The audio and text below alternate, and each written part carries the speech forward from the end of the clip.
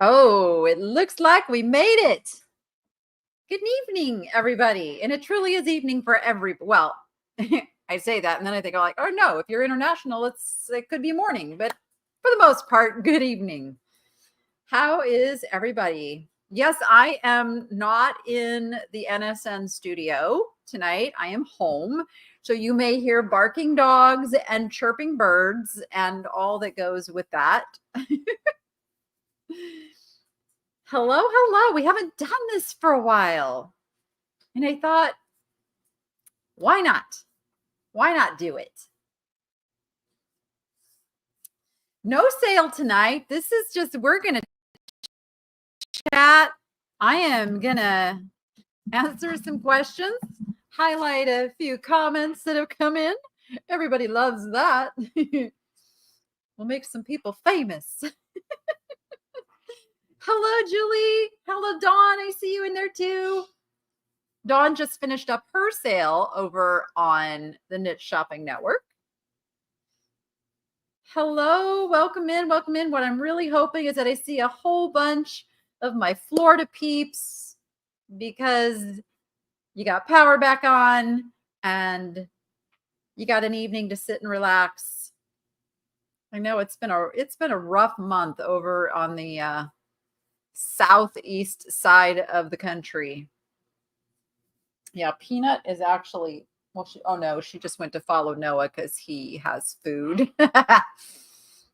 She was here a second ago, though. Cora, I think, is in with Rachel. Everybody like divvies up the dogs. Hey, do you say your name Danny? I like that spelling, Danee. That's pretty cool. Yes, I hope everybody is staying safe as well. Yes, we just got started. We are live. You really don't know how to get started with sales on different platforms. So let's just jump right in. I'm going to take that as a question. So have you started on any platform yet? Have you started anywhere? Because that's the first step. Like once you get started and pick where you want to list your things, then multi-channel listing is a little bit easier to figure out after that. It's funny, when I started doing live streams like over 10 years ago, all we talked about was eBay. eBay was it.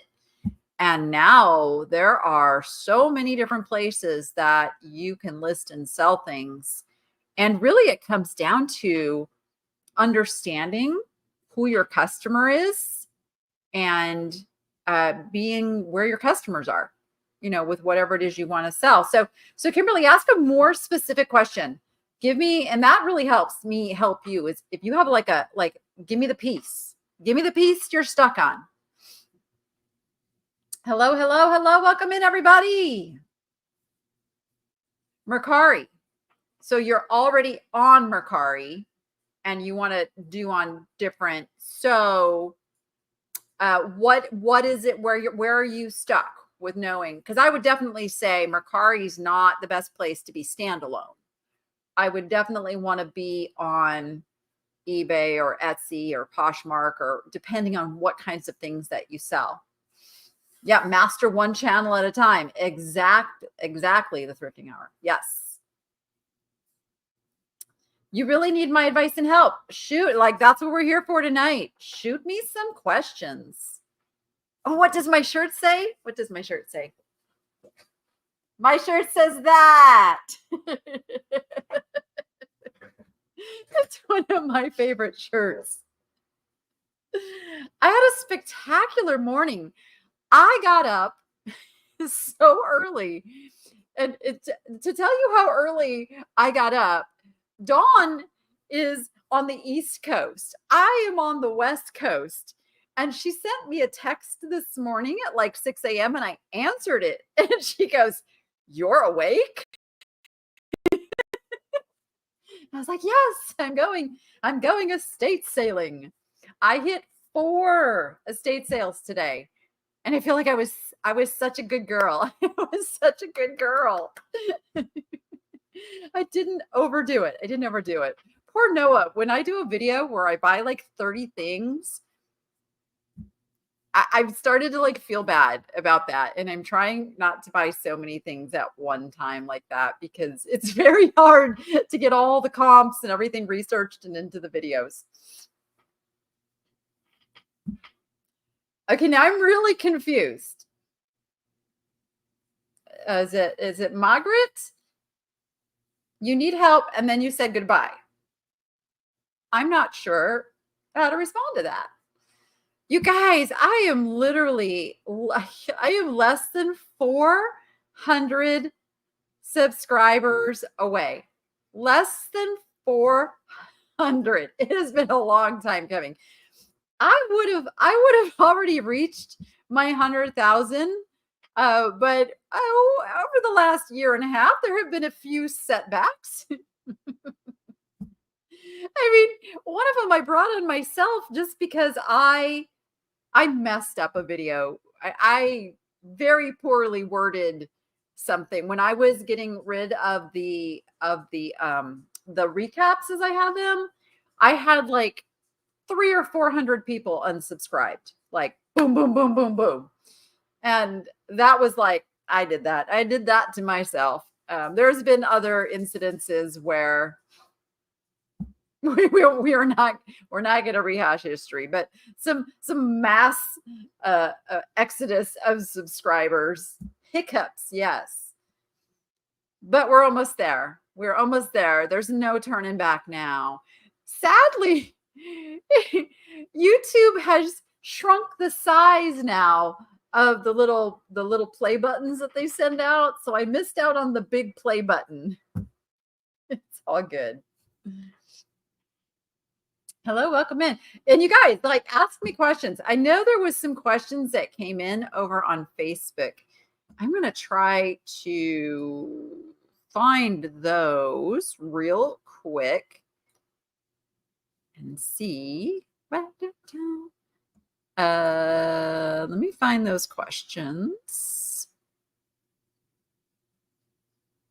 They were, okay. Here we go. Here we go. And it's funny because, you know, I had some people come to my defense because they're a little bit personal, as in relation to my kids. I want to ask about Rachel applying to any colleges. No, I think she's decided she wants to take a little time off from school in between high school and college. So she hasn't actively started doing that. But I get this, and I get this in the comments all the time. When is Noah getting his driver's license and a car? When he wants to. He's in no hurry. Noah's very, very smart. He understands that getting his license, whether he has a car or not, comes with an insurance cost. Because as soon as my insurance finds out I have another licensed driver in the home, they will throw it on me. So he doesn't want to pay that because he doesn't really go anywhere often enough that it makes sense. He goes and he does some of his racing and stuff, but his dad takes him. I take him where he needs to go. And there's Uber and Lyft. So he's just in no hurry. And he thinks our whole transportation system sucks. He thinks it's horrible. Can you make a new belt buckle out of the new play button size? I hope so. So they changed that because when they introduced shorts and the ability to be monetized with shorts, they got such a plethora of new content creators that qualified that I guess they just, you know, it's shrinkflation. It's shrinkflation like everything else. Yeah, and I had another question about Jordan's wedding. I don't know if you've noticed, but we've been keeping that pretty private. and that's mostly at her request, because there are people who would try to sabotage things and cause problems. So we have not shared the date. We are not sharing any of the details of that. It's all going to be videoed, and there will be plenty of content after the fact, but the whole leading up to it and all of that, my lips are sealed. All I can say, it is happening before the end of the year. And that's all I can say. You're having farm-made cinnamon coffee cake with cream. Well, doesn't that sound good? Oh, I'm so glad, Kimberly. I'm so glad you're learning things. Noah's generation is typically late to drive. My son didn't get his driver's license until he was 21. I didn't get my driver's license till I was 19. You know, and that was 40, like almost 40 years ago. Wow, that felt really weird to say that. Am I originally from Las Vegas? I am not. I was born and raised in Southern California, mostly in the Orange County area. You'll hear me talk about a little place called Garbage Grove. It's Garden Grove, but that's its nickname. Santa Ana, Garden Grove area. My grandmother lived in La Habra, California. And for those who know the area, and you will know her house when I tell you this, so there's Whittier Boulevard. It runs into Whittier, but it's the main road also in La Habra, California. And my grandmother lived, her address was 600 West Whittier Boulevard. Although it wasn't right on the boulevard, there was a little, what do you call those little roads, like a frontage road that had the same address as the main street. And she was the end house right next to Walnut Elementary School. She no longer is there. My grandmother passed away. Has it been? I feel like it's been like 10 years now. I don't know. Is my mom in the chat? It's been a long time, but she hasn't lived in that house for many, many years. She got Alzheimer's, and what I call my evil aunt came in, swooped in, took custody of her, and took her to another state, and we never saw her again. But so from there, I moved down to Riverside County, which was a lot less expensive. So that is like when I married Rachel and Noah's dad, we wanted horses. So we moved down to Norco, California. And then we moved even a little further south, like where land was cheaper. We bought a house. That was a whole nightmare. We ended up in Winchester, California. And again, it's one of those, if you know Winchester Road, we were the horse farm that you pass on Winchester Road. Noah's like standing right in front of me, right? Come say hi. They like you to say hi. Hello. He's got his scruffy winter coat going already. Shaving tomorrow. Oh, he's shaving tomorrow. Woo! So we lived there for several years and then ended up moving to Arizona, like the Tucson area. And that's where both Noah and Rachel were born, was in Tucson. And he couldn't get the work he wanted there. He's a programmer, and really down in Tucson, it's a lot of like high security clearance type programming, and he didn't want the stress of that. So he found a job up in Reno. Well, actually, it's really funny because he found a job in Las Vegas. And I said, no way, I am not moving my children to Las Vegas. You hear that all the time. And so he was offered a job up in Reno. And I was like, okay, I can deal with Reno. And got up there and I hated it. It was so cold. I was cold all the time.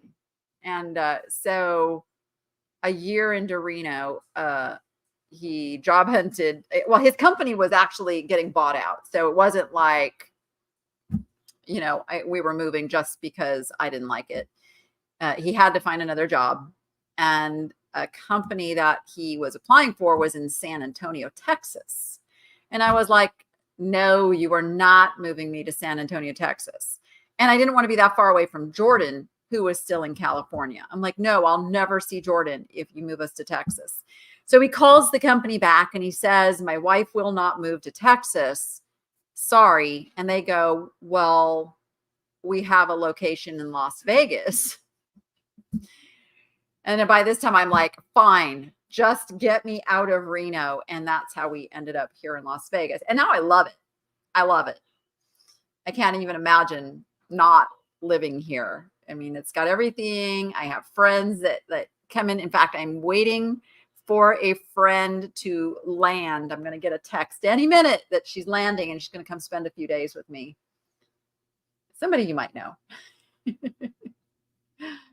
Ooh, I love this question. What is your favorite thing to do when you have time to relax? It depends on my mood. I like to just sit out in the backyard and watch my animals, play with the dogs. I like to veg out on the couch and watch silly TV. Other than that, I'm not about going out and doing things. I'm like, I just want to do nothing. Like when I have time to do nothing, I just want to do nothing. Yes. Nothing doesn't happen a lot for me. Oh, another really good question. Who was your greatest influence in starting your business and why?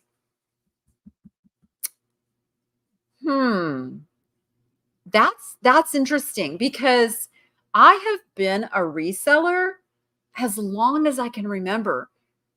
So I would have to say it was my aunt.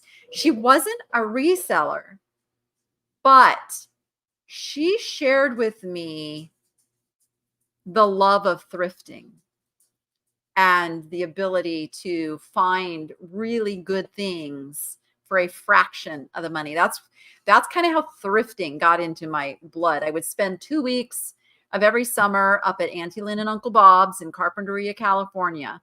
And she volunteered at the local thrift store. And that was our morning routine. We'd go over there, we'd go pull all the donations in and start going through them. And I still to this day, even talking about it gives me the warm fuzzies. It's just like, I love it. And then as I grew up, I made a lot of mistakes in my younger years. I had my first child at 17 and life was hard. Somebody should have smacked me. But I kind of went from job to job to job to job. But I did a lot of side hustling. I did a lot of yard sales. I did a lot of, we didn't have all the online stuff to do it. It was go set up, at an antique fair or, set up your own yard sale kind of stuff. So in 1998, October 1998 is when eBay went public. They had been a company for a couple of years and then they went public. And it was big news, big news because it was the first thing of its kind. There was Amazon, but Amazon was books back then. Can you believe that? Amazon was just books. And yes, I was one of the first sellers third-party sellers on Amazon selling books as well. But the eBay thing came along and that was whoa. And then I just really started getting into it. So my influence wasn't any particular person. it was a drive of, here, I can do something I love. Like, they made this for me, and I didn't have to get up at, but 30 in the morning. I was set up in the cold and the dark and go set up at the antique fair. I could just sell it online. And you didn't even have to take pictures back then. You just literally sat down at your computer and listed stuff. So that was like a big drive. And then as I've like gone on, I just love being self-employed. I don't work well for others because I always want to make things better. And I have worked for companies where the systems and processes really were bad. And I would try to do things to influence that and fix things. And that doesn't go over well in corporate. They just want you to do your job. And I found that very tedious. So, yeah, then I was, and then I did the reselling thing all through the years I was married, but it wasn't what paid the rent. It was the play money. It was the money to go out to dinner and go to the movies and all that stuff. So I had no real pressure on me in the reselling until I found myself a single mom of 2 kids. And the only thing I really had was my reselling. And that's when I kicked into overdrive and I made a full-time business of it. And I was determined. And that's why I'm so passionate about helping particularly other women, because I know I'm not alone in all of a sudden finding yourself in a situation where I've got no other real good way to make enough money to pay the bills. And reselling is literally, it's whatever you want to make it. It's as big or as small as you want it to be. And I taught my mom so that she could leave her really crappy job. And I taught her through Skype. I have a hair in my eye that is like driving me crazy. Okay. It was on my glasses. It's still on my glasses. Stand by. Okay. I got that fixed. And it was through the power of Skype and online. I taught my mom to sell on eBay, and it took her 6 months and she was able to quit her job. And that was like, boom, I can do this. I can help people get out of their really horrible situations and into something that they love doing. So that's a very long answer to a short question, but that really is it. Let's see. I know I'm way behind, but I want to answer all the questions. You guys are just now like, I'm just reading where you're saying hi to Noah. Yes, I know where Hemet is. Hemet is where I went to my very first real auction house. Yes. Yeah, Tina Marie says she knows Winchester Road. So Tina Marie, there was a school across the street from my place. It was a 5-acre, it still is a horse ranch. The pastures are out front. There's a big long driveway. Used to be a big tree. I don't know if it's still there. And a little house. And then there's a barn over in that. That was my place. That was my place for many, many, many years. Let's see.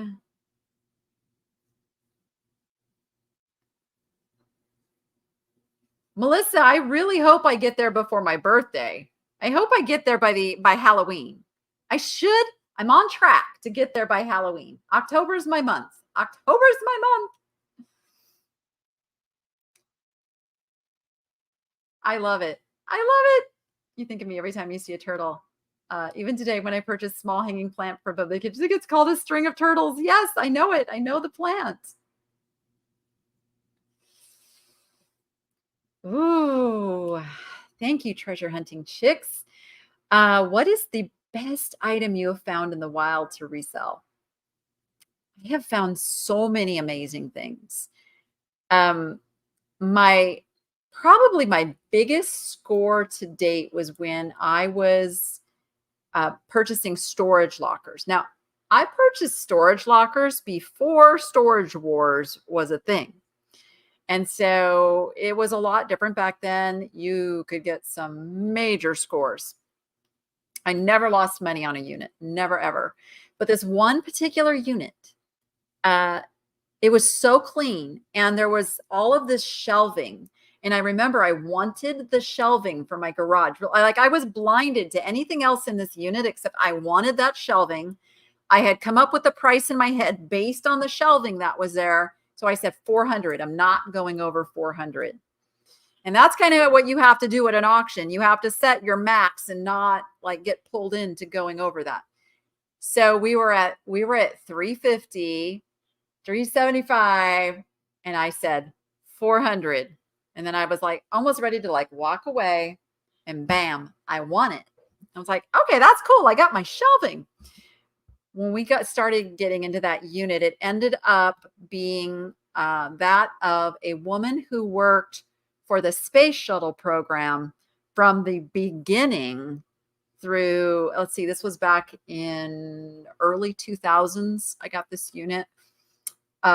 She had kept every piece of paper. She had gotten every astronaut to sign a photograph. Like there was ephemera in that unit that would blow your mind.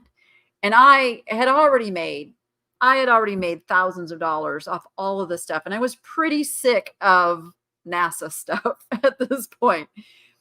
And we were moving, and there was one more box of papers, and I was just going to like toss it. And my husband at the time, he says, no, you're going to go through it. He was kind of bossy that way. And so I did. In that box was the holy grail of all astronaut items. Do you guys know what that is? And I should probably catch up to the comments.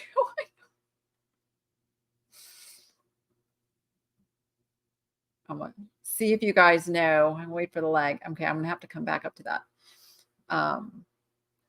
Who is the astronaut that didn't sign anything? It was a photo. It was a signed photo. There, and if you, to this day, if you find his stuff and can authenticate the signature, it is the holy grail. Neil Armstrong. He didn't even sign checks. So to have an autographed photo of him. So long story short, I know it's too late for that. I sold that. I started it in auction format at $9.99 on eBay, and it went for $4,000. Now remember, this is like 20 years ago. $4,000 for one photograph, and it was going to England. So not only did I just do a $4,000 sale, I had to ship it overseas, and I was like so freaked out because at the time, USPS, FedEx, nobody would insure for over $500. But fortunately, he had a shipping account through the company he worked for and was able to do it through his account, and it all worked out. And that was a thrill. That was a thrill. Yeah. How and when did you become interested in turtles? So animals have always been such a huge part of my life. Rescuing, my mom will tell you like stories of me. You know, one of the biggest ones was rescuing the neighbor's bunny. They had this bunny in the backyard and their dogs were chasing it. And I was determined to save this bunny. And so I bring home this little white fluffy bunny and ask my mom, can we keep it? And my mom loves animals too. So yes, of course, I got to keep it, but it had a broken leg.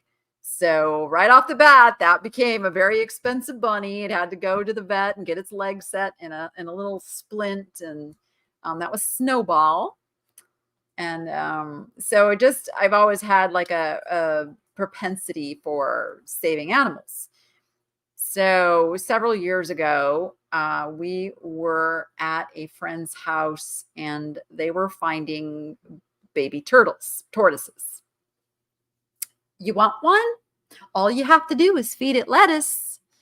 And we're like, oh, yes, it's so cute. And so we take the baby tortoise home and learned the hard way that we did not know how to take care of a baby tortoise, and Pokey did not make it. So at that point, I was determined to learn everything I could about how to take care of one of these creatures, because I needed a redo. Like, I felt so horrible. I wanted to have success. So we got, and there's a lot of people who are letting these tortoises breed in the backyards, which is really, really bad. It's actually illegal to breed desert tortoises. If you get caught, it's a big, big fine, but it happens. So we were given another baby, and that's Priscilla. We still have Priscilla, which I think Priscilla is ending up to be Elvis. Yeah, it's a whole nother story. Because you can't tell when they're babies. It takes about 5 years to determine their sex. But there's just, yeah. So we got Priscilla, and Priscilla is doing fantastic.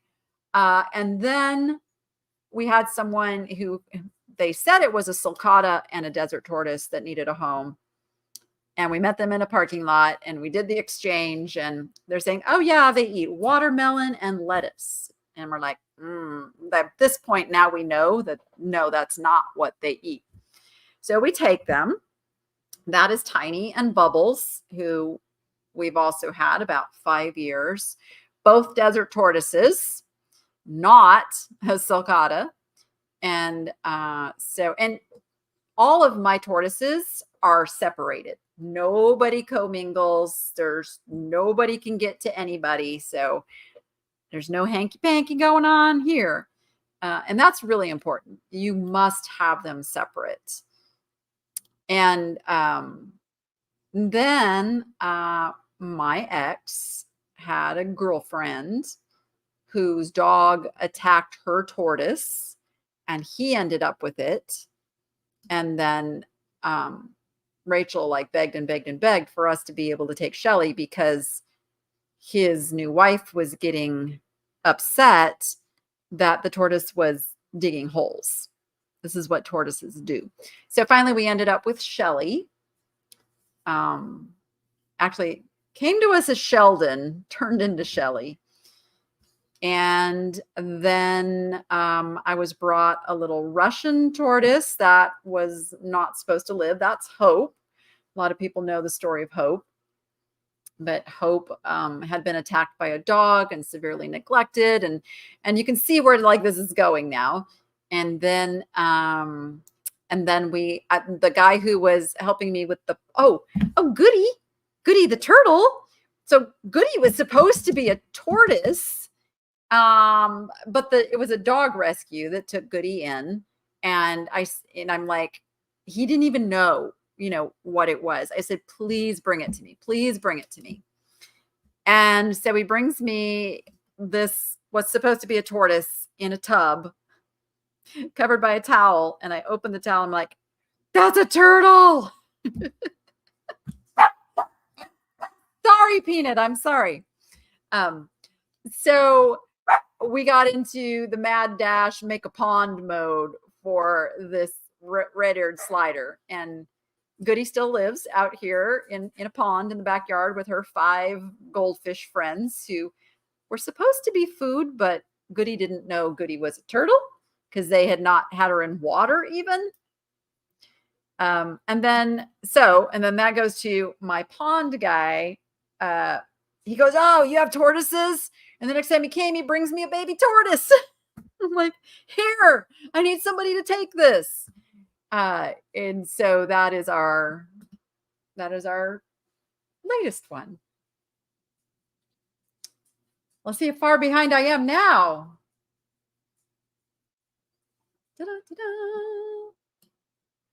Oh, Julie. Would I ever consider an NSN Cruise? We'll have to see about that. I've never been on a cruise in my life. I'm a little I'm a little squeamish about being so disconnected that I couldn't get home quickly. It's why I don't go overseas either. Like yeah, I hate the plane aspect of it, but it's the distance thing. Because I have so many animals depending on me, I don't want to be gone very long. And even when I'm gone and somebody else is taking care of things, it's like they don't see things the way I see things. I'm like very, very in tune, to the point that when I was a vet tech, I used to have, like, I worked with a large animal vet. He used to call me up and say, "Hey, I got to go out on a case. Will you go with me? I need your eyes to see, what's going on here." Because I'm like, I just see all those little details. So I can tell when one of our animals is off just a little bit and catch things quickly, So that's the thing for me, is being away. But we can talk. We can talk. We can talk. I'm reading the comments, catching up here. I love thrifting, but I don't love putting it on places. Yeah, there is work. There is work involved in this. Like, people think it's all about the thrifting, and it's really not. There is a lot that goes into reselling. Thrifting that's like the fun part. And then you bring it home, and then you have to clean all those stickers off, and you have to prepare it for photos, and then you have to take photos. Oh yes, you have to research it to know what you have. And now, I mean, researching is a lot easier now than it used to be. I still have a library of books, because when I started this, it was like you had to go to the books. You had to go to the books and try to find the item that you were listing, and that wasn't always easy, because the internet was not all it is now. Gosh, now Google search, ooh, add to your search, ooh, I can find this thing. It's made life a lot easier. But on the same token, it is a lot of work. That is what takes me the longest to get my videos out, is the research. Like, when I buy a lot of things, and I tend to buy things that are unique, one of a kind, and I'm trying in my videos to put the comp that has given me the price range I'm going to ask for it, because I can't always find the things, and I don't always get it right. I don't expect to always get it right, but I get pretty darn close.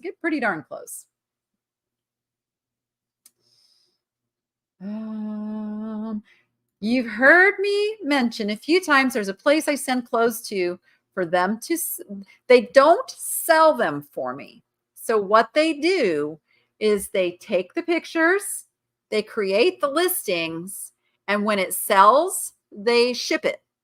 So they store it and ship it. And a lot of people have storage issues. A lot of people have time issues of getting us done. So it is a perfect solution for somebody who wants to have a reselling business, but either doesn't have the time or the space.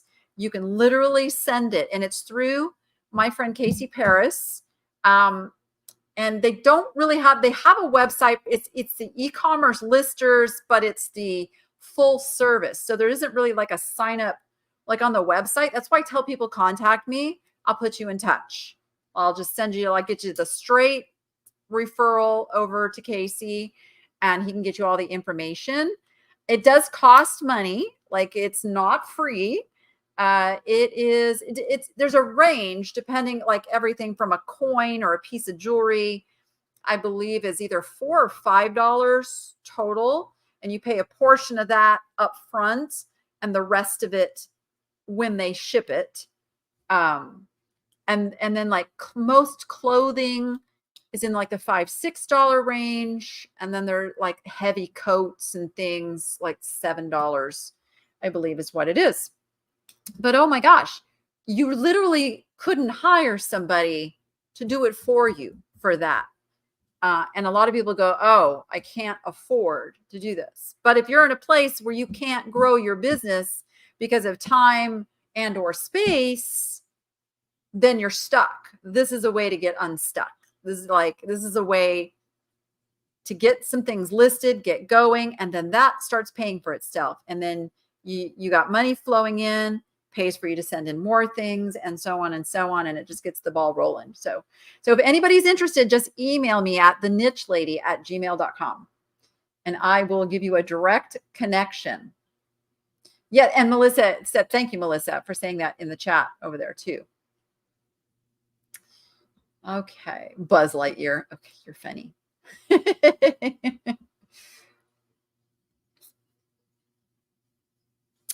Oh, Lisa, congratulations on the move. I have many collections and need to sell. Where is the best place to sell? It depends what you're selling. You know, again, like, where is your customer? I find that not all customers are on eBay anymore. In fact, I'm listing on eBay less and less. I do list there. I use List Perfectly. So I list in multiple places.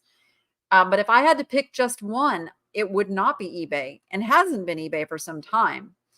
I have my own website, but that's because I also have the marketing ability through my site. So that isn't for everybody. You have to be able to market your own website for that to make sense. Other than that, if you are selling handmade goods or mostly vintage items, Etsy is a really good spot. Poshmark is known mostly for clothing. There's some other specialty clothing sites that I don't know a lot about, but I know it's like Depop. There's one for kids' clothes specifically. You know, it really depends on what it is you're selling and who your customer is. So always just keep that in mind. Where is my customer? And look into that space. Hello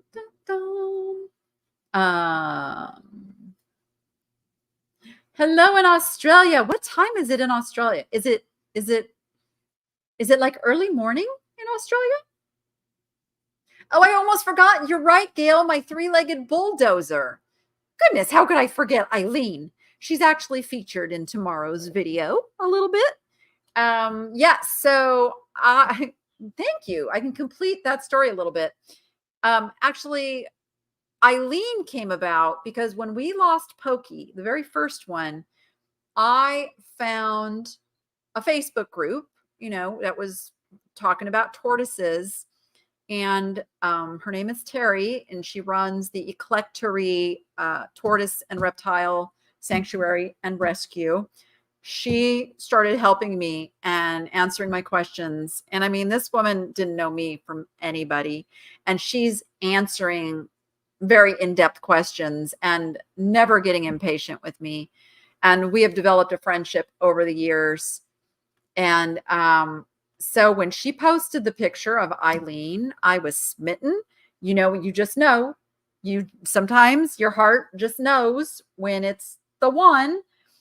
And Eileen was the one. And so for those that don't know, Eileen is my three-legged tortoise. She is, we have a touchdown. Yay.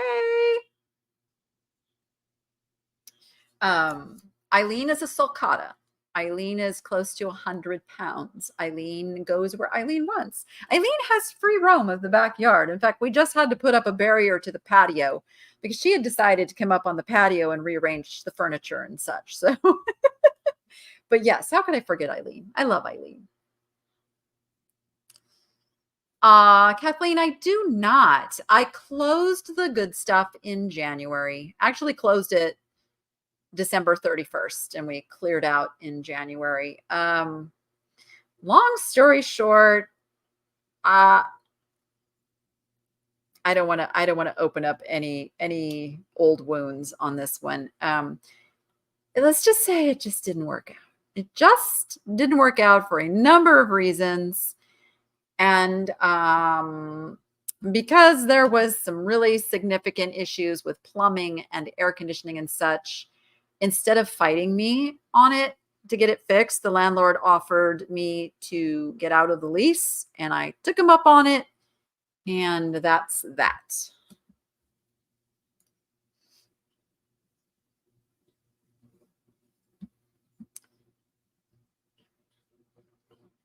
That's a good question. I'm not sure yet. I have some amazing neighbors, though. I have some amazing neighbors.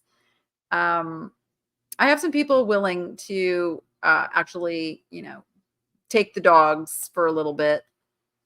So it's really, it's not even like the tortoises are the easiest to take care of. It's all of the fish tanks. So I'll have to hire somebody to come in, service, take care of, feed, all that good stuff. Yeah.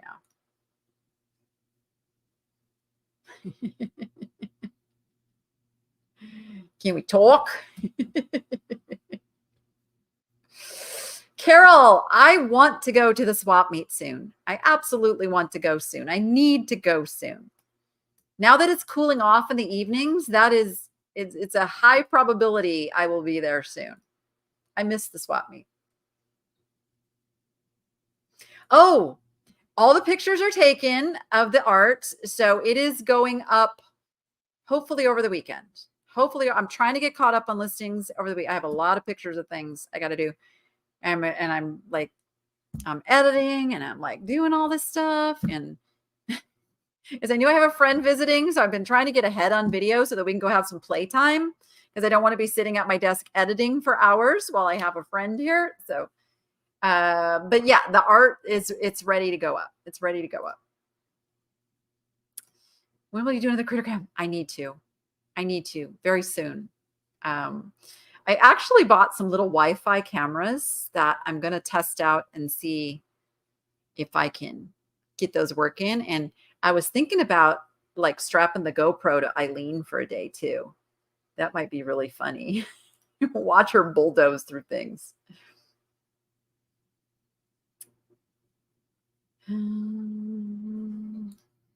So I've held off on sending any more into him right now. I'm testing taking pictures on a mannequin, some like because I have some like really expensive dresses and things that I'm trying to get listed, and I'm focused on those because the pictures are taken flat lay.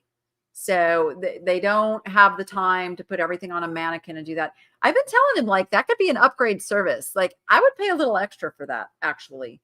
But so for now, I am not unhappy with the service at all. In fact, I still have hundreds of items in his warehouse that are going to be fulfilled by them. I'm always testing things. That is how you know if something works. You test A and B and you see which has better results. So that's all I'm doing right now. And then I'll probably go back to shipping stuff in.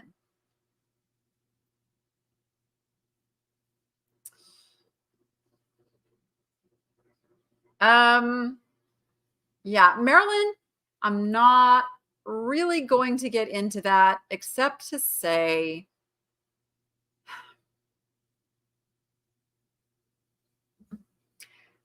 I ignore red flags way too long. That's all I'm going to say. I'm horribly, horribly bad about not seeing signs that things aren't what they seem to be. And that's been a history for me.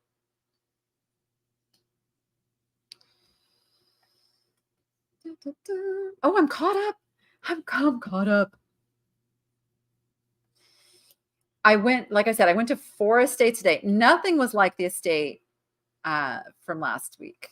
Like nothing was like that this morning, but it was very interesting the amount of 90s decor I am running into. Oh, Joanne, you have no idea. Really, it's a combination of not only releasing myself of the stress of the store, but going to every other day video instead of every day. Every day video that's your whole life. Take it up. I mean, it's still creating the videos and editing the videos and getting the videos up is still a full-time job. Even though I hire Noah to do most of the editing, I still have to go film it, which kind of works well with the business I do because, I need stuff for resale. So that works together and is like a combo for both ends of the job. But the editing and the researching is really time consuming. I still spend a good 2 to 3 hours per video if all goes well. And that's after Noah has spent 2 to 3 hours with the video. So he has saved me 2 to 3 hours, but I still spend 2 to 3 hours because of all the extras that we put into the videos. So on top of that, then I've still got to get things listed and I got to get things shipped and all of that.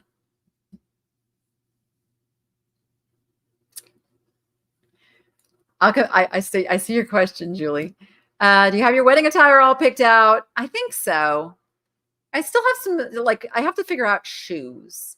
I have 2 dresses to choose from. I'm going to take them both and probably decide, you know, depending how the weather is, like what's happening that day or what mood I'm in. But they're both, they're close enough in style that I can get shoes that would go with either one. So I still have to get shoes. I still have to get shoes for Rachel. And that's about it on the attire front. Like, yeah, I feel like we got a good handle on it. What do you plan to do when you hit 100K? I know I'm going to do a little scream no matter where I'm at. I know that's going to happen. Other than that, I'm not sure. I'm not sure. I mean, there needs to be some celebrating, right? I mean, it's going to happen this month. It's going to happen this month. I'll have to figure something out. I do need to figure something out.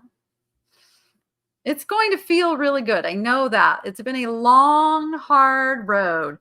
I know the rumor mill was saying, oh, I must buy subscribers. I must have done something to get subscribers. Like, nope. I've never done anything like that. I've never been promoted by a big channel to get subscribers. I've never done any of those things. So it's completely organically fought for.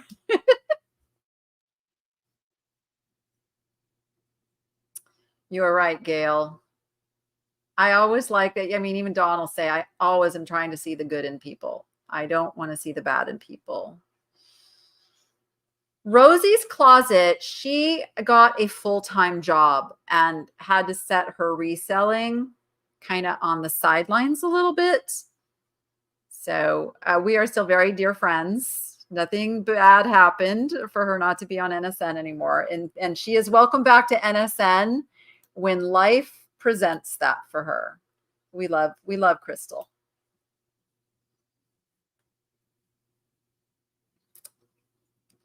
Wedding's coming along. It's coming along.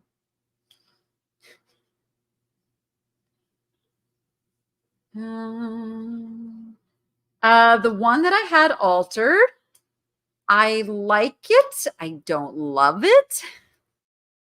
The top couldn't be altered effectively. So I basically was told I have to put a little padding on top to fill some of the wrinkles that were, like, she just said was no way, because there was no darts or anything to take in. It was like all one piece. And she said there would be like gaps somewhere. And she said I'd be better off just trying to fill it out. Story of my life. But it fits well. And the woman who altered it is a gem. And I would highly recommend her. If anybody needs a dress altered in Las Vegas, I would highly recommend her. And Noah got his suit back also. And he is very, very happy with his suit. He looks so spiffy. When I went back to the Joel Bergman estate, I was able, I went in the closet and I scooped up like all I thought they were scarves at first, but they're not. I mean, I thought they were handkerchiefs, and they are, but they aren't. They're pocket squares. So I got all of Joel Bergman's silk pocket squares, one of which is going to be the right color. So Noah gets to wear a very spiffy pocket square. Yes, Gail. Yes, I will. I have time. I will do it. Yes, she will. She absolutely will. I know. Yeah, Gail. I mean, NSN is close to its accomplishment of 5,000 subscribers. So we're gonna hit about the same time. It's gonna be fun. Did I see you guys say hi to Brenda? Did Brenda pop in? You love the second one. I kind of am leaning toward the lace one. I am. The other one's like a really, I'm going to figure out how to wear them both. I'm going to figure out how to wear them both.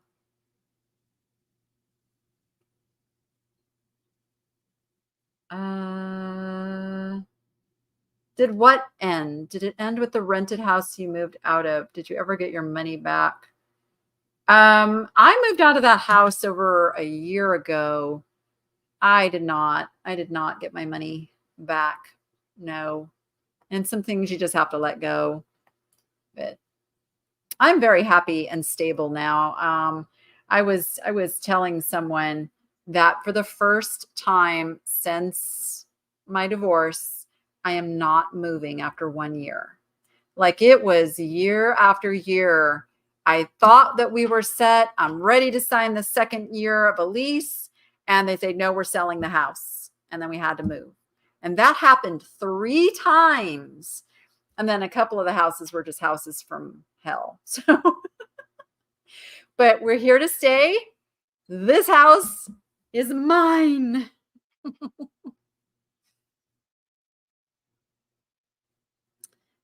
Thank you, Lauren. It is why I share. It is why I share. And I know like it's so hard sometimes to put myself out there because I then get the critics who come and they say, oh, you have a victim mentality. Quit playing the victim. I don't play the victim. I was thinking about this the other day. There is definitely the people who play victim and they are a product of their circumstances in that they feel like there's nothing they can do to make life better because life just keeps handing them bad things. There are people, and I put myself in this category, who go through a lot of bad things and are a victim of people, circumstances, things, but don't use that as a reason to not have a good life and improve things and make things better. And that's really my story. That is, those who have known me for years and years and years know me for perseverance, know me for overcoming ridiculous things put in my way. And that's not by my own, that is my God. Like I am not a strong person, but he is. And I will boldly say that is what has gotten me through life and gotten me where I am in life, is knowing that it's not me. He's just working. He's just working through me and with me and all that. And I really feel like, okay, I got to go through this because there's somebody out there who has to go through this that maybe doesn't know you, and I can help push them through. And I truly believe that we all have our life experiences to share and be a strength for someone else. I mean, that is my life philosophy. Like we are in this together. And I know like that we are in this age of taking sides and being pitted against one another. And it's politics, and it's life income levels, and it's skin color, and it's all of these things people find to pit one another against one another. And I think it's so sad because we all are here because we need one another. We all need one another. And oh, I think we might have a visit. Oh, you're going to hear Cora. You're going to get Cora in just a moment. No, maybe she's not going to. She's going to bark. Is she going to bark? Peanut's going to bark. But yeah, it's, I just truly believe that we are all here to take all of our life experiences and take our strength and help somebody who doesn't have that strength, and vice versa, because nobody has it all. Nobody has it all.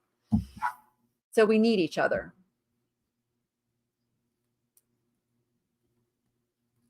The scorpion question. Resilience. I like that. The scorpion house. Yes. Yeah, we have actually found a couple of scorpions here. We have found a couple of scorpions, but we've been on them. I am not at liberty to share the wedding date. Let's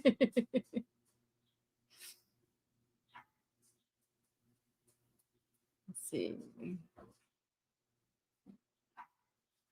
Oh, Noah got a new chair. He has been waiting for his delivery. It sounds like it's here. Is that your chair, Bubba? Nice.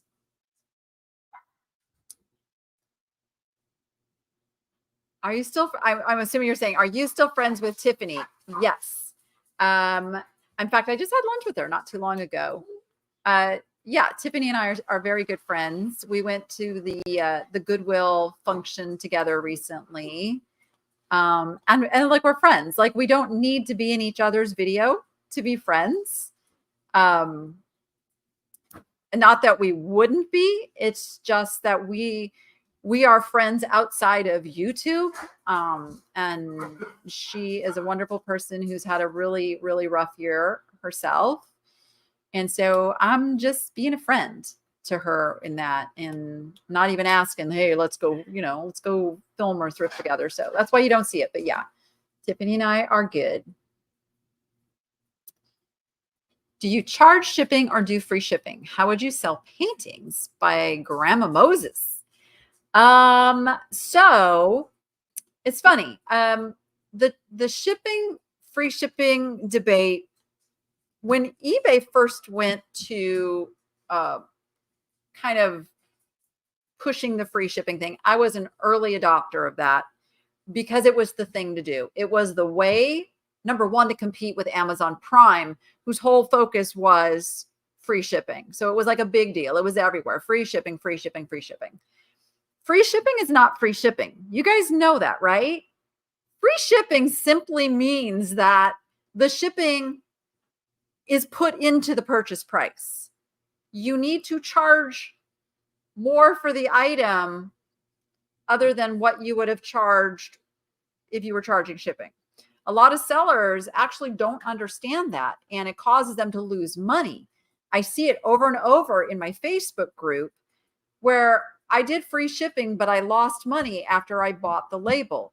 No, you figure out what your worst case scenario shipping is going to be, which would be to like whatever zone 8 is for you. And then you build that into the price of your item so that the customer is still paying for shipping. That being said, I went back to charging shipping because it was more fair to my West Coast purchasers. But in the niche lady shop, like currently, my lightweight items, I am doing free shipping because Shopify cannot figure out how to charge it's not first class anymore, the under 1 pound shipping. I was doing refunds on the overpaid shipping. So I just decided just to do free shipping, just figure out kind of like it costs me about $5, to do it. So I kind of build in $4 to $5 of the price, and boom, then people are happy. That's what they pay. How would you sell paintings by Grandma Moses? Well, it depends how big they are. You want to make sure that you factor in the packaging and not just the shipping, because you're going to need a special box with there are boxes just for expensive paintings that have things that hold the box like at the 4 corners and suspends it in the middle of the box. You want to have double cardboard. You want to take all of that into consideration, maybe have it professionally packaged depending on how expensive the painting is.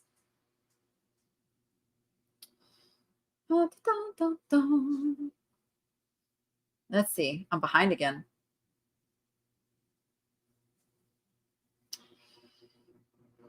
Yeah, it's very typical here in Las Vegas for scorpions to come up from the drains in certain parts of the year. And they're doing construction very close by to us. And that it kind of vibrates the ground and stirs them up and gets them moving. So I suspect that's where they're coming from more than anything else. Because literally we have only found 2 in the house in over a year, which tells me they're not here breeding, they're like fluky finds. And both of them were in the bathroom. So I think they both came up through the drain. And we did find one in the backyard. So there is that. But we have really good bug spray, which we got a little lax on. So which is also why I think we saw them.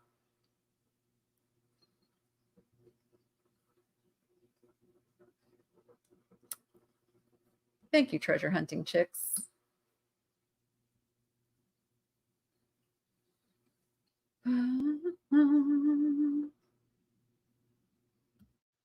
If you did go to a casino, what game do you like? I like slots. I like slot machines. I know they are designed to take your money. I know the math. I was married to someone who programmed slot machines. I know the exact math formula behind it. They are designed to take, I think it was like 83.5 cents of every dollar you put into that machine. That is the math. That being said, people win those jackpots. So I never go expecting to win. I always put in only what I can afford to lose. It is entertainment. That is it. But I do enjoy a good slot machine. I like Buffalo. Buffalo is it's a good game. Other than that, like a table game, I like roulette. I wish I understood craps. Like I have played craps with people who knew how to play that could guide me a little bit, but I'm not confident to play it like on my own. But I do like a good table game. I like the social table games, like blackjack. Everybody's like, and they get mad at you if you take a card and you weren't supposed to take a card. So I'm very intimidated by blackjack. But, roulette and craps are very social. Like the people around you are all rooting for you. Everybody's like for everybody. And it's a happy game.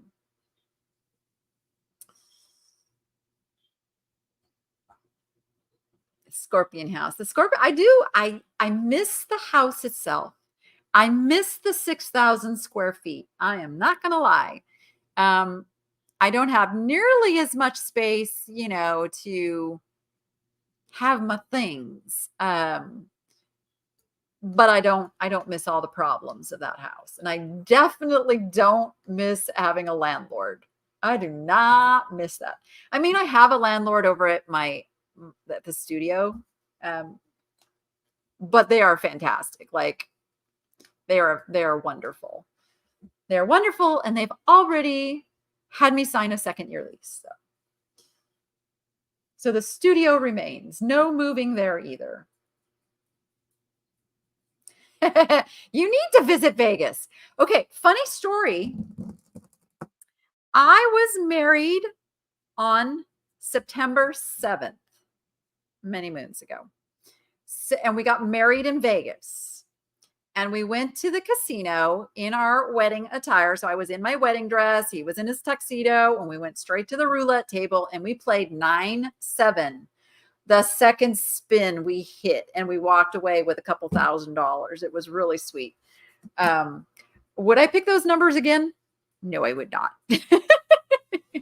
I tend to pick like, the stuff like my kids' ages, or like, my birth date, or like silly stuff like that. Or sometimes just what kind of hits me, like you look at the little chart of what is hit recently and kind of say, you know what? Let's play 13 red or whatever. I don't even know if 13's red.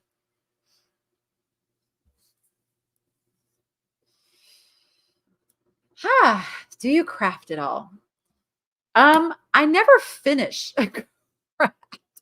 I get a lot of flack for even like mentioning anything about picking up something to do a craft with. Because when I pick this stuff up, I have the greatest intentions. You might remember the mushroom project. So I was getting these clear glass vases and bowls, and I was ready to go. I was going to glue them and put lights in them until I had people start telling me, those are a fire hazard. The sun's going to hit them, and then they're going to start something on fire. And I got paranoid. And so I ditched the mushroom project. And then I started getting stuff to make assemblages. And that is still my thing. I have several started, but I haven't actually like sat down and finished any, because I like the tootling. I like the creativity. I like the putting the things together, and it's not quite at a point where I want to share it yet. It's just like my little, this is mine. I will at some point. And Julie, One Way Vintage, is going to be doing a crafting show over on Knit Shopping Network, which is inspiring me to go, maybe I could do something like that too, with all of my goodies that I have collected. Because it's really, really fun to have the idea in here, pick the stuff up, have the vision for it. But then it's like it's time. It's just really time for me of sitting down and putting it all together. So I will be.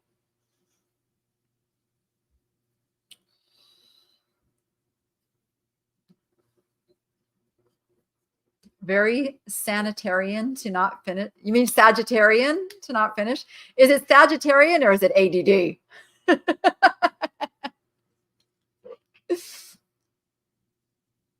You collect craft supplies. That's my hobby, right? There we go. Ooh, where'd it go? There it is. What are your top 5 best sellers? Good glass, high quality glass. Anything really, really high quality. The trick is getting it at a price where you have the margin. For instance, those 3 vases that I got from the estate sale, I couldn't buy them at the estate sale and make any money on them. Like they were where they needed to be. When he offered them to me for $500 for the 3, I would have been stupid to say no, because now I can make hundreds of dollars on those vases. So that's worthwhile. And they will sell. High quality items will always sell. I will stick to that. They may take a while. You have to find the right buyer. Those are things we call long tail items. You may have to put them on someplace like cherish.com. And that is CHAIR. Please spell it correctly. Danny sent me to this site. And oh my gosh. No, it's Cherish, like a chair-ish. Cherish takes 30% commission. So it's like you want to list your high-end goods there. That's what sells there. So it has been really good quality glass, pottery, art. And thanks to Dawn, jewelry. Jewelry is like the newest, if I buy really good quality jewelry, it sells. The key is, finding the good quality at a good price. Isn't that what we're all in this for? Let's see. I think I once heard you mention you were writing a book. I am. I have like 3 chapters done. Again, it's kind of a time sit and do it thing. But I'm absolutely, and I need it done. Okay, guys, I'm going to be accountable for this. I need it done by February. My book needs to be done and published by February. Yes, because I want to have it available at the Boss Reseller Remix. And just, I kind of said this in a video. I think I said this in a video. So I will be at the Boss Reseller Remix along with, I'm hoping all, if not most of the hosts from NSN, because NSN will have a table there. So we will be easy to find me and Dawn and Julie and Chelsea. And I'm hoping Dave can be there. And then whoever else we add between now and then.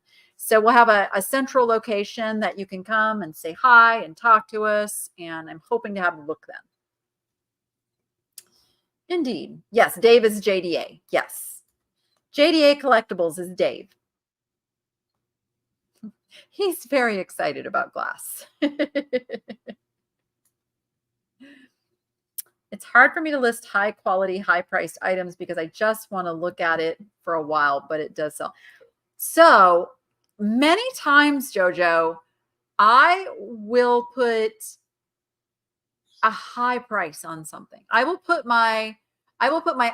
regret if it sells at this price on an item for the things that I would like to stick around for a while. And sometimes they sell and sometimes I go, aww, but you know what? It makes space for something new. So I just look at it that way. And I do put some of the nicer things around me too. So I literally can like look and see. I surround myself with things. Oh, can we just talk about this for a minute? Oh, wait. Okay, hold on. Let me figure, this is a new thing for me. Let me figure out which one it is. Okay. It's number 3. I'm going to share this. I'm going to share this with you guys. This is the fun part of the evening here. I will make a couple people famous tonight. I just realized while watching your latest video that you are a hoarder. You're showing your bathroom and you have so many things hanging all over the place. Think about it. If something were to happen to you and a reseller would come to your house, they would label you a hoarder. Remember the saying, less is more. I hope you don't get offended by my comment, but that is how it looks to me. And he only showed that one room. Oh my. I'm not offended. It makes me laugh because I know I'm not a hoarder. So why would I get offended? But it's not the first time somebody's called me that.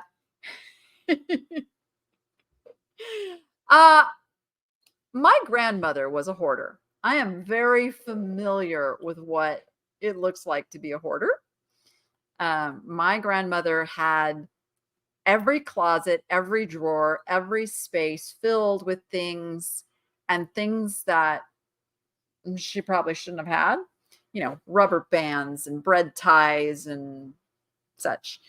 I surround myself with things that bring me joy. I am not a minimalist. Nope. I am not.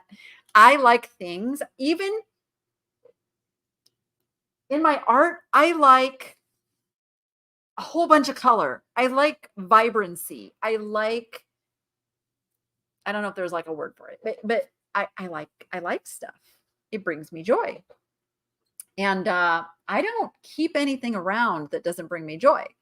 And sometimes things I get bored with, I'm like, okay, you're for sale. And that's how I know I'm not a hoarder, because hoarders can't sell things. Hoarders can't get rid of things. The very fact that I get rid of so much tells you I am not a hoarder. But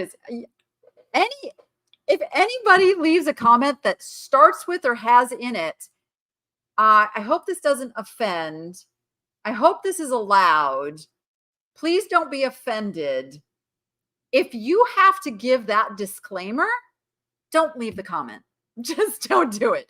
Don't leave it for me. Don't leave it for anybody, because there's something in it you shouldn't be saying. In my bathroom's not even that, I don't even have that much stuff in my bathroom. Like that one shelf, yeah, I got stuff on there, but I like it. My sitting room. Yeah, I'm a maximalist. Yeah, that was a comment from my videos. Oh, yeah. If you ever want to be famous, just leave me a comment like that. I save them. I save them for moments like this so we can have some fun.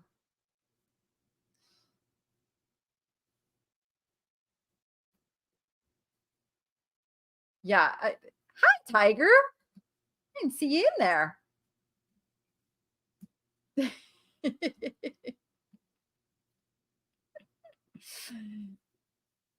They say hoarder like it's a bad thing. Right. Do it, Don. Do it. I used to get so upset with comments like that in the beginning. I got to tell you, YouTube has really helped me grow in my confidence with who I am. Because I used to take every one of those kind of comments to heart. It used to really upset me. I would make changes. I would do things. I would explain and defend, and like I still defend a little bit. I do. I fall into that. You'll hear me do that in my videos, but at the end of the day, I'm like, I can laugh at them now and I'm go, I am so sorry wherever you are in your life that you felt the need, like, because I can't even imagine leaving a comment like that for somebody. Like, yeah.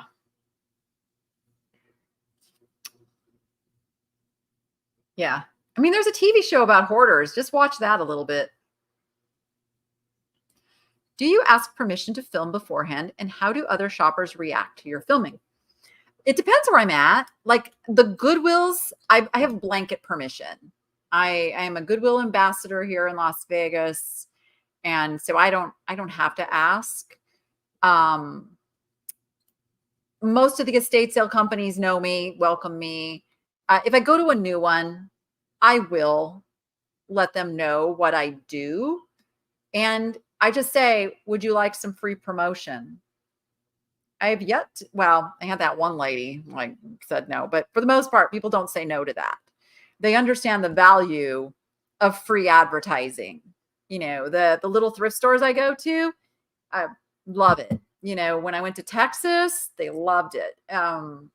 Because it's good advertising. You know, people come in the stores and go to the estate sales because they saw it on my videos. So, but yeah, I am respectful. And I don't put other people, I mean, sometimes accidentally you'll see a person or two, but for the most part, I'm very, very careful that I don't put other people on video. People tell me all the time, get a GoPro. I don't want a GoPro. You put too much on GoPros that you don't like control the field of view. And I just won't do that. I won't do it.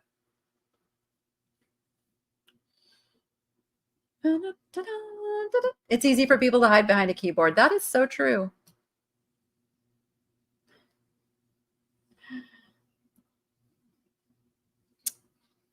Julie, are you getting any hate comments yet? Are you still loved by everybody that watches your videos?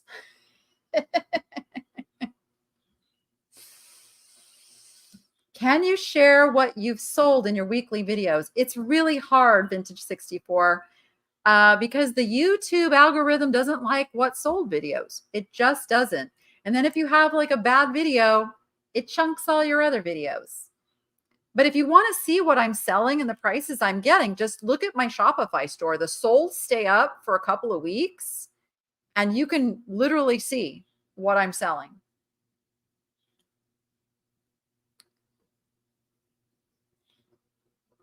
I agree, Annie.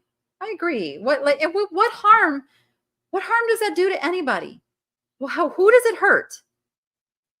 I mean, the hoarders that we see that are like where you can't move through the house and it's a fire hazard or it's a health hazard. Yeah, that's bad. But just to have stuff that you love, it doesn't hurt anybody. We are in a world full of you should this and you shouldn't that and you should this. And we all need to stop that. We all need to live our life and let everybody else live their life. You made it to alive. Yay.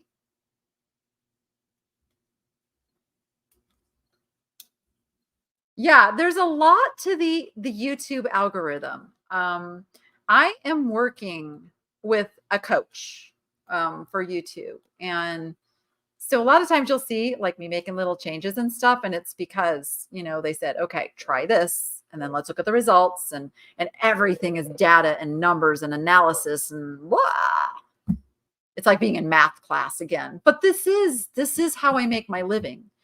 And in any business, you guys, this goes, any of you who are resellers and you do this to make money, you're doing this as a business. And in any business, you can't just get comfortable staying right where you're at. You always have to be looking at what's the next thing? What's the next step to keep my business either where it is or growing? Because if you just stay doing the same thing, your business is going to go down, is what happens. And I see it happen. Like there's YouTube channels that I watch the views. The views is what matters, not the subscribers, the views. And I see views declining for some big channels. And that's a danger sign. And I don't want to get there. I'm constantly working not to get there. My Shopify store is nicheladyshop.com. The nicheladyshop.com. Nice. Nice. I love that, Julie. And you guys, if you aren't watching Julie, One Way Vintage, a dear friend and fellow host over on the Niche Shopping Network, her and her husband, that guy Mike, are really, really fun to watch. So go give them a peek. Hopefully we will get to go thrifting one day soon. Oh, thank you, Melissa. Actually, Melissa, you don't need the collections part on there. It's just nicheladyshop.com. Takes you to the home page. Are bird figurines from Dissig's Ceramic valuable? What about ones from Tremar, UK? See, I don't have that knowledge just in my brain. I would have to go research it. So the best thing to do is go look up the values. If you don't know, oh, she's on her way here. If you don't know what something is, Google image is the first place you go. Figure out what it is, and then go search eBay solds. I use WorthPoint and Etsy. Go find what those things are selling for. I am going to do my best. I'm going to do my best. Yes, Julie's Jewels. You guys want to see another? You want to see another funny comment? Hi, Rachel. Hey, Rachel, you want to come say hi? No. Oh, you could hear her voice at least.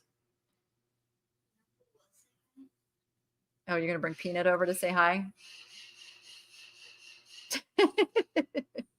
Hello. What are you doing, Peanut? Hi, Mama. What you doing? That's as close as Rachel will get to the camera. Okay, let's have a little fun with this one. Sorry, time is money, and you seem to spend a lot of time picking up items that you can tell at a glance without touching them aren't worth buying or selling. I just don't get it.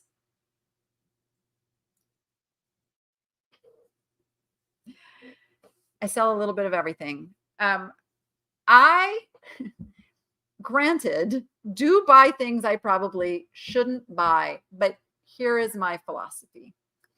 If I only bought the highest end of everything, it wouldn't serve a very huge portion of the customer base I have built over the years. I don't have like all wealthy people buying my stuff. And so I want everybody to be able to find something that they love and can afford to purchase. So yes, I do get my bread and butter items. My $15 to $20 items are like most of what I sell. And I probably will never stop picking those items up. Do I make mistakes and buy some pieces that I shouldn't? Yeah. Show me a reseller who doesn't. Go ahead. There isn't one. There is not one. There is not one even like corporate store that sells everything that they buy to sell. Like that's just part of the business. And you learn a lot by your mistakes. You'll learn a lot by picking up things that you shouldn't pick up. You'll learn a lot by picking up things that you picked up maybe thinking you shouldn't pick up, but you go, oh my gosh, I'm so glad I picked this up. So that's all part of this.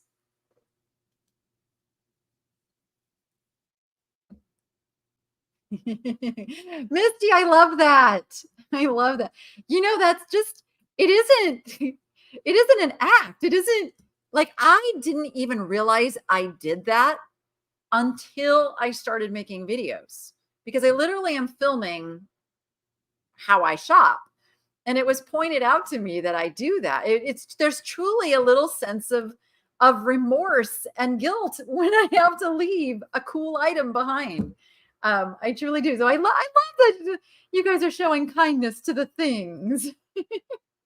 I got yelled at. Stop talking to them. They don't have feelings. Listen, I'm a pretty logical adult. I understand that these things don't actually have feelings. I get it. But in whose world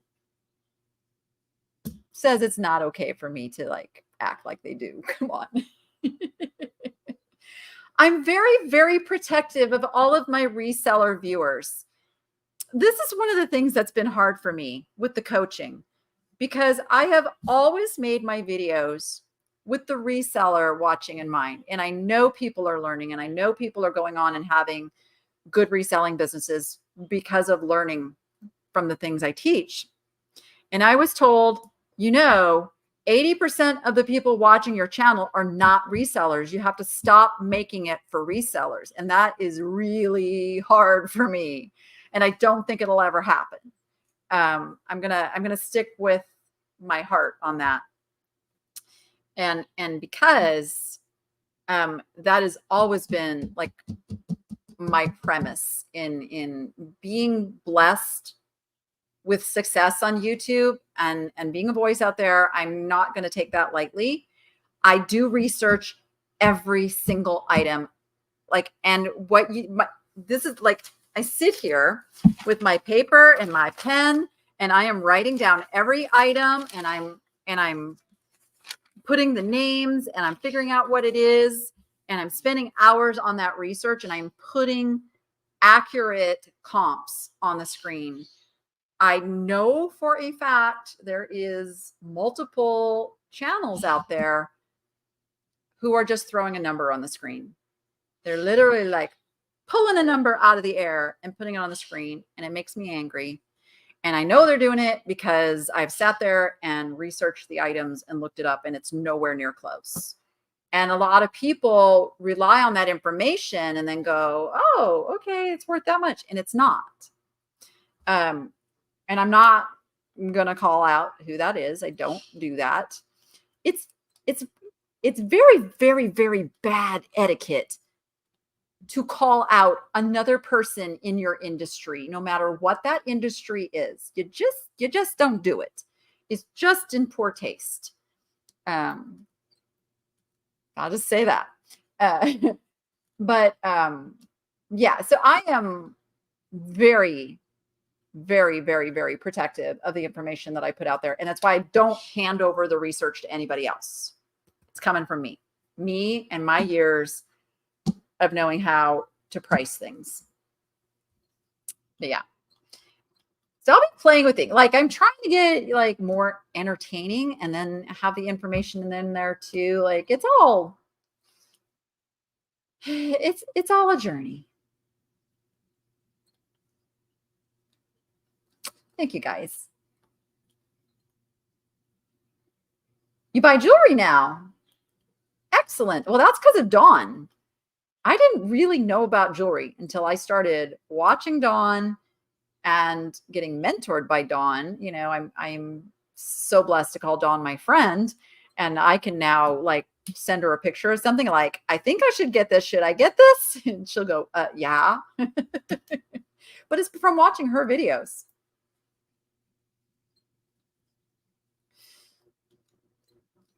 Yeah, I do. I do try to convey what my brain is going through in the moment.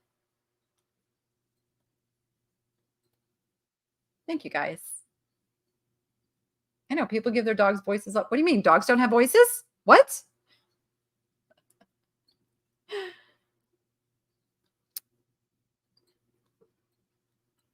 Thank you guys. Oh, Sandy. Hi, Sandy. It's frustrating to do all the work to create an item listing only to have someone come along and sell similar using all my pics and my descriptions and then undercut my price. That is a huge frustration in the reseller world. It's been there. Well, I can't say since day one because it didn't used to be like that. Everything you listed sold. What has happened is there is this philosophy that my item will sell if I'm a little bit cheaper than the other guy. And then think about it. 100 people have that same listing with the same philosophy. Boom, boom, boom, boom, boom, boom, boom.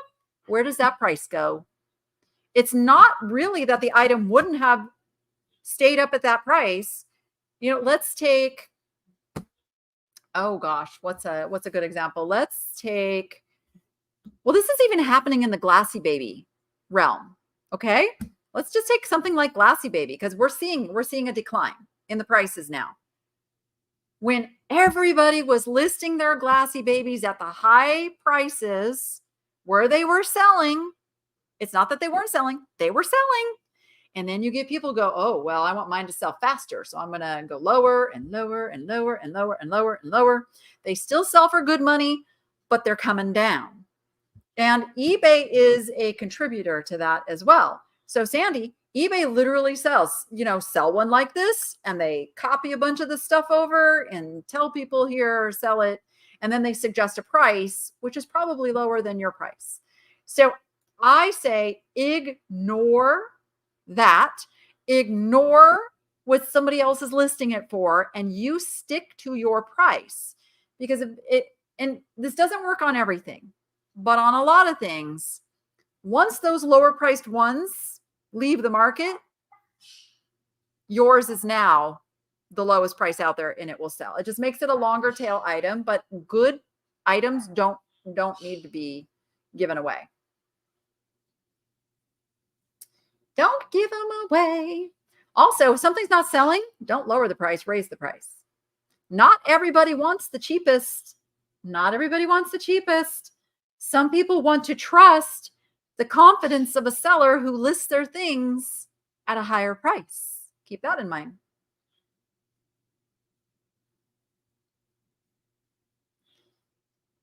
I'm behind again on comments. I'm behind. No, she's Ubering. She's Ubering.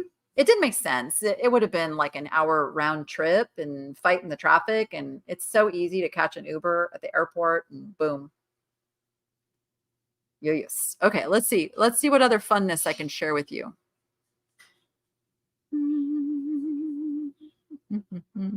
Oh, this is a recent one. Oh, this is a recent one. Here, let me share this one. You're clearly a successful reseller, but those of us who have watched your videos for a few years have seen you accumulate huge quantities of things that you either can't sell or don't have time to list. We saw things you picked up for resale end up in the Good Stuff thrift store, not in your booth. We saw your massive estate sale where you sold things for not much, if any, profit. I think that's a lot of what people mean when they say you buy junk. You do seem to buy a lot of lower end stuff that you end up holding on to for whatever reason.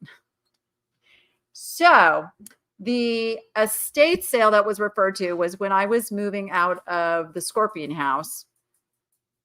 I had emptied a storage unit and I had all of it in the garage. Things from years and years ago, not recent purchases. So what happens since I've been doing YouTube thrifting, which has only been 4 years, in those 4 years, I've got a really good cycle of shop it, list it, sell it. And again, not everything's going to sell. It never will. So the items that were mostly at that were all the items I was like, you know what? This stuff just needs to go. This stuff, like I've had it and I'm not getting the cycle in to list new things for my, most people don't know this.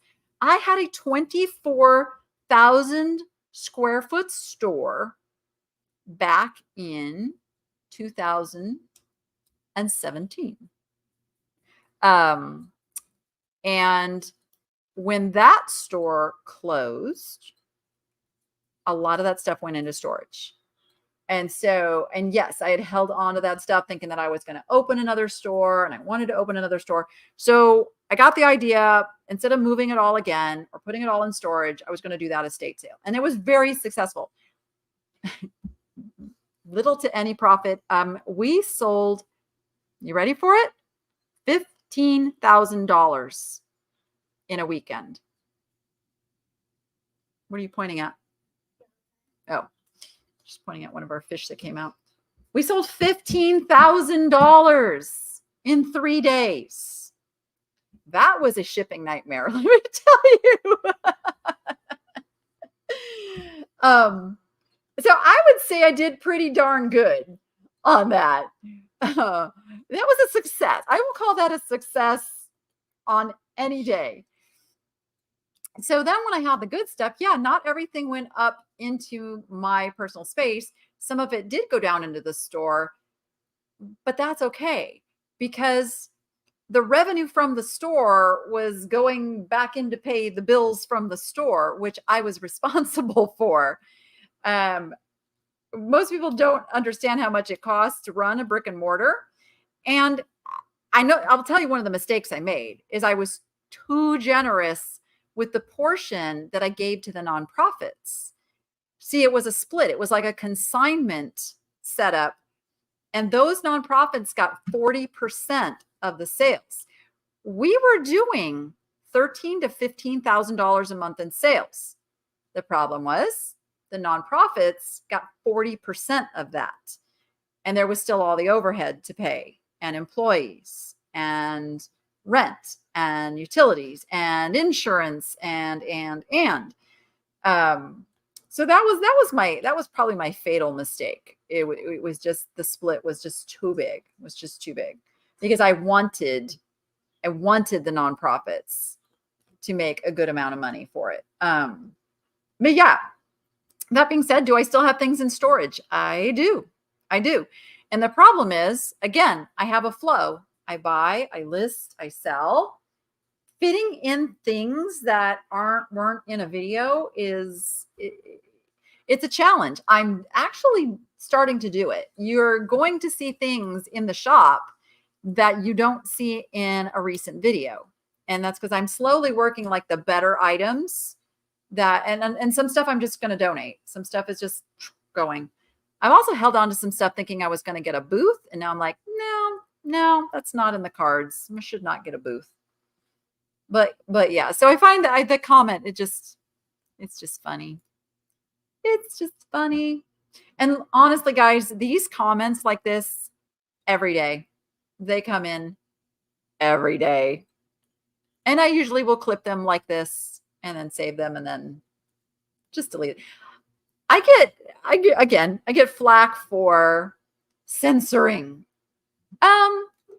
I choose to have a positive flow in my comment section. And that is the right of any YouTube content creator. That is a space that I want to be a safe space for everybody. And I don't need negative people in there just trying to cause problems. Don't need it. Don't want it. I'm not going to allow it. So, and hopefully you guys appreciate that. Every once in a while, I'll miss one and you guys jump in and let them have it. And I kind of feel bad for them. I'm like, see what you did there?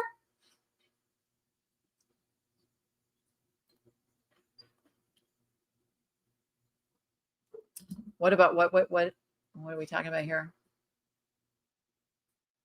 Oh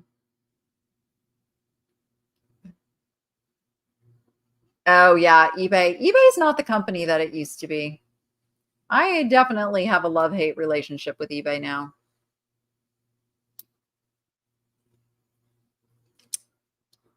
Could I bring out one box per video and show an unboxing? That would be fun. Maybe.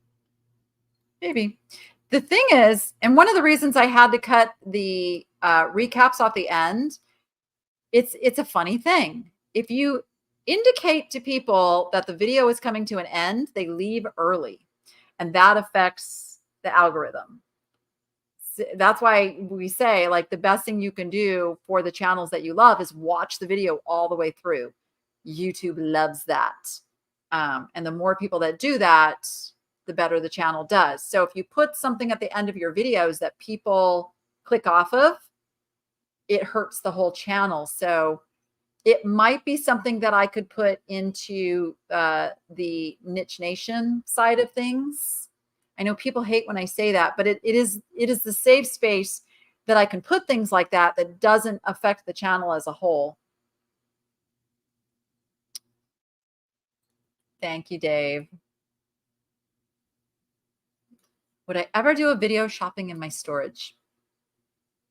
I probably will. It's getting cool enough here to start dealing with the store. See, I haven't even been able to get to the storage because we have had like the most ferocious summer, I think, since I've lived here. We are still in 100-degree temps. We still are not cooling down. Like right now, it's still 81 degrees at almost 8 o'clock at night. I mean, I love it. It's wonderful, but it's not working in your storage unit kind of weather. So, but when I'm doing stuff, I'll figure out how to tuck it into the videos. I'll figure it out.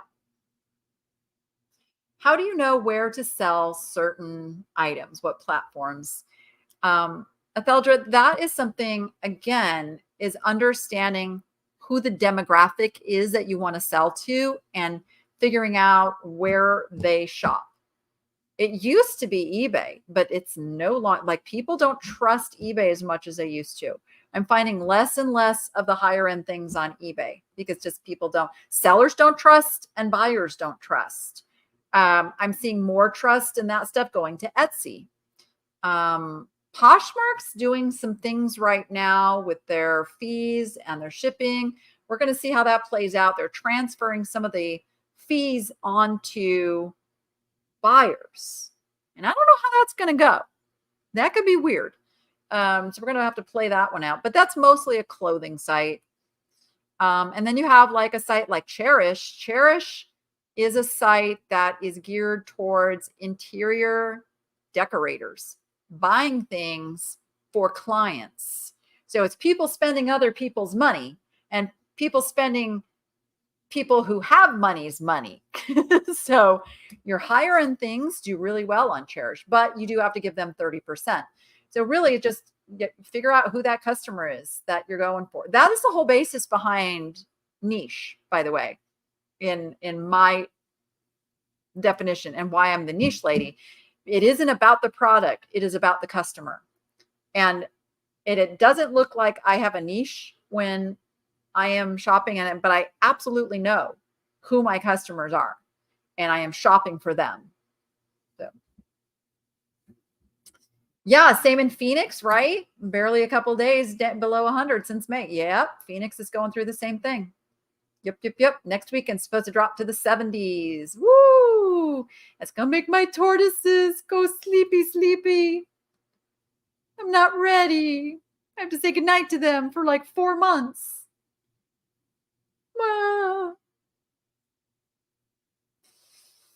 It's all good. I know, and I've got to get Eileen's heater going then too. I guess I better do that. I set up the doghouse again, but I got to get the heater plugged in.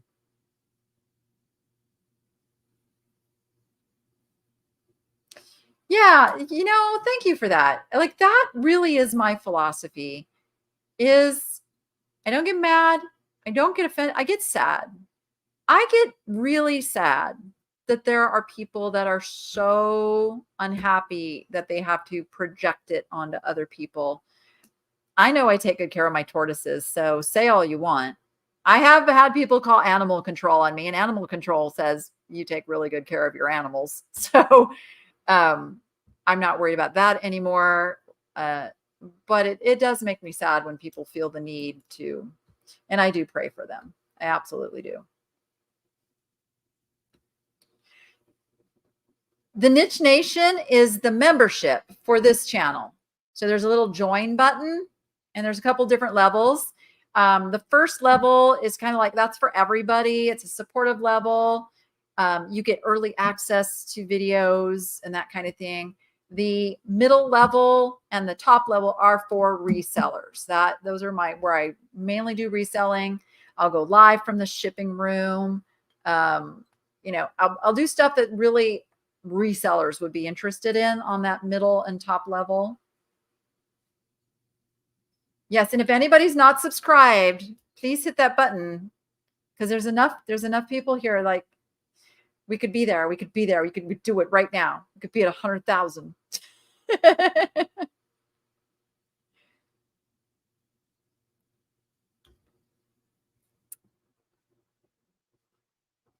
Sorry, I'm catching up. Oh, 49 in Vermont. Oh, 55. Oh, I'm going to New Jersey soon, and I fear that I'm going to need to bring a couple of sweaters. I think New Jersey's going to be cold.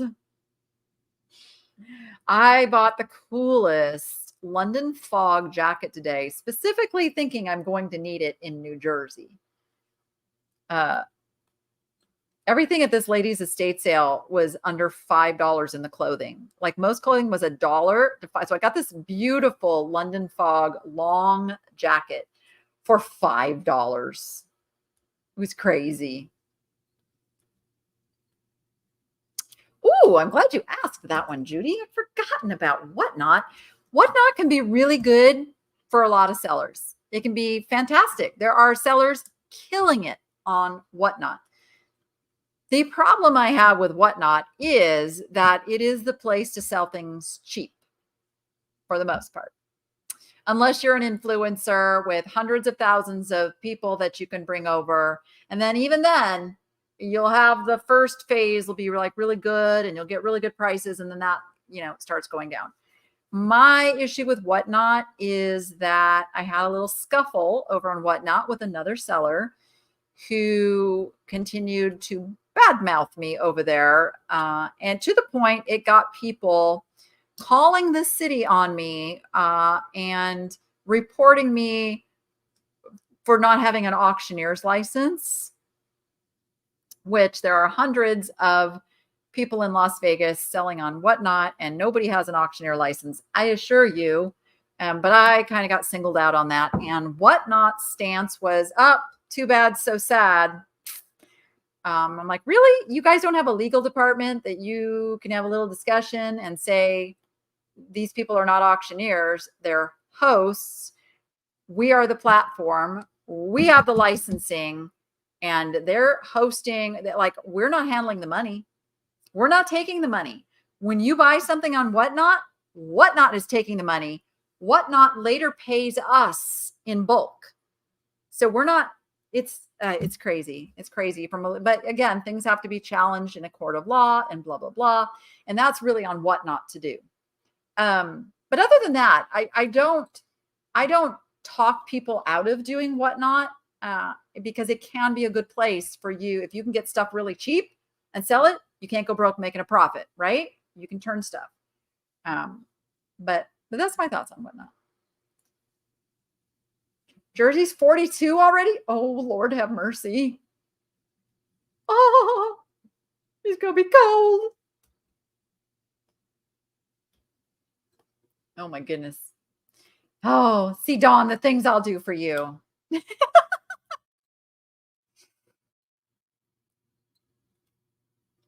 I probably do have some memberships I can give away if I could figure out. I think I have to go. I'm going to do that right now. Stand by. I'm going to do that right now. Let me figure out how to do that. Da, da, da, da, da, da. I'm live right. Let me mute that. Let me see. I have to go over here. Can I do it? Can I?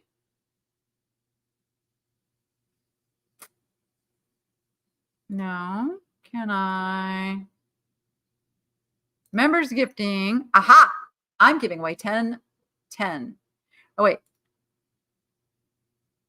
It only let me do 5. Let's see who gets them. I have no control over who gets these guys. I have no control. Let's see. So 5 people should have just gotten a membership. Let's see if it'll let me do 5 more. Oh, yay. Lucky Million, Tiger, Jan, Cindy, Misty. Yay. Okay, let's see if I can do 5 more. I think, okay, I'm doing 5 more. I think anybody who is a member also may have the ability to gift a membership. If you, there we go. There's 5. Okay, I was able to give 10 of them away. Yay, I love that. If you are a member of the Niche Nation, if you go down there and hit that little $sign, it pulls up a thing, and in there it says membership gifting. And if you open that up, it might tell you that you have some free ones to give away. It costs you nothing, and it's free. It's a 1 month. It's 1 month to check out the membership, but hey, why not? Thank you for reminding me of that. That was really cool. Oh, Jennifer. Yeah, that's a real thing. It's a real thing. And it does become a grind. So this is also why it's very, very important to sell something that you love dealing with.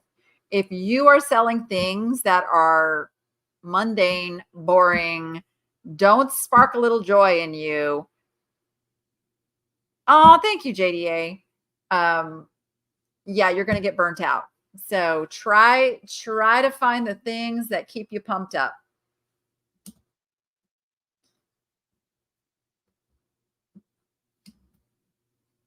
Thank you, Sharon.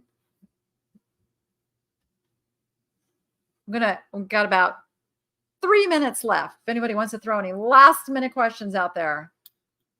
Yes, a milestone chat. Oh, Julie, thank you so much.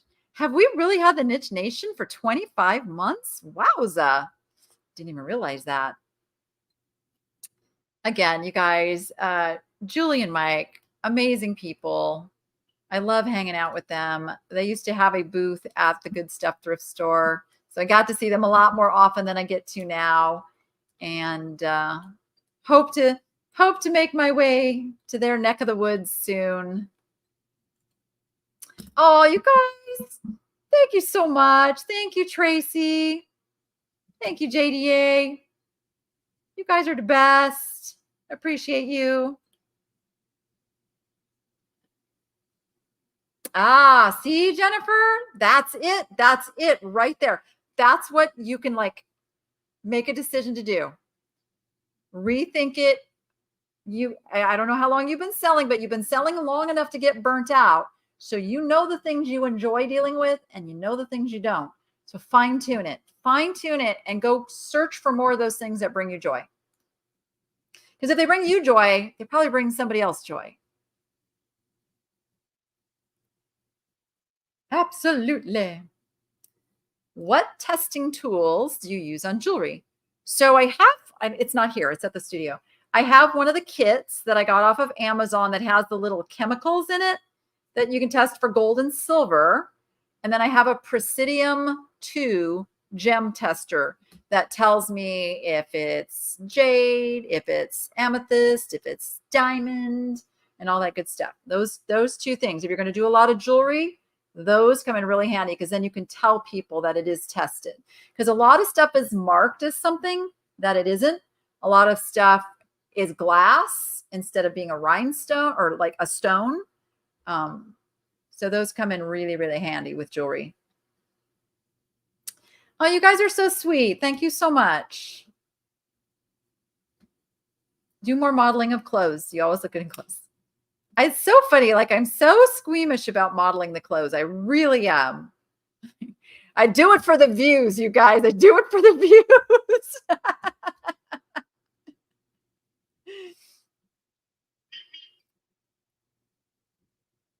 Okay, she's almost here. 11 o'clock where you are? Oh, yeah, it is. It is on the East Coast. It's 11 o'clock.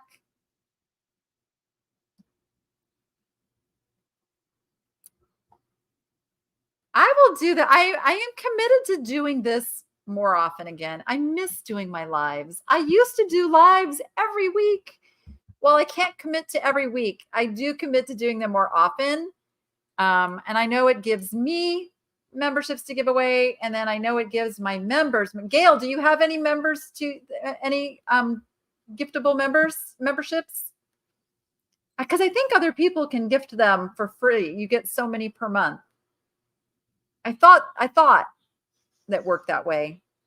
I was hoping somebody could check that out.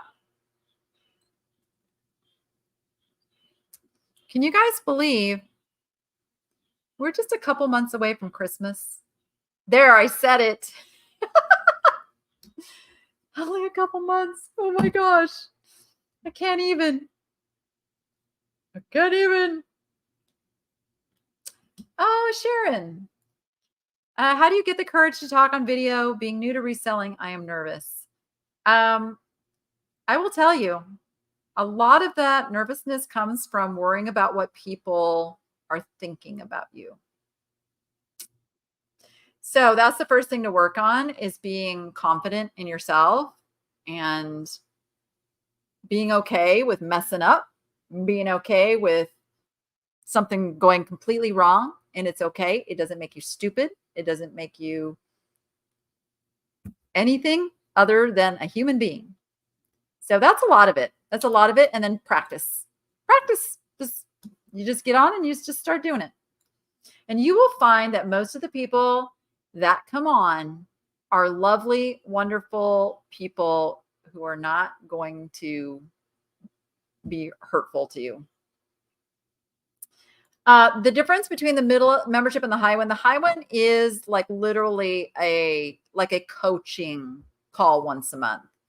And I have missed a couple. So my high level members who have been so patient with me, I am going to make it up to you. But that is where we dig into your store.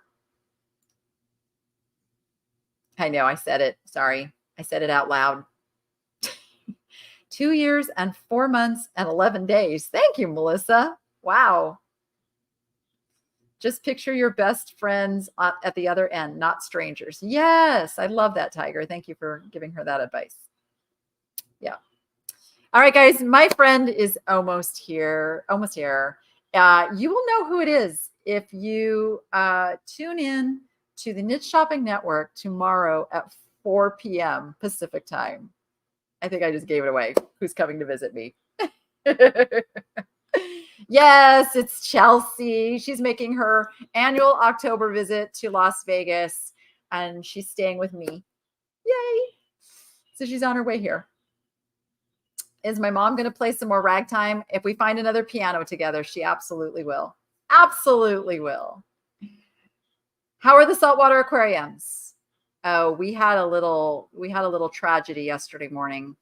It could have been a lot worse. But I did cry because I lost one of my favorite fishes.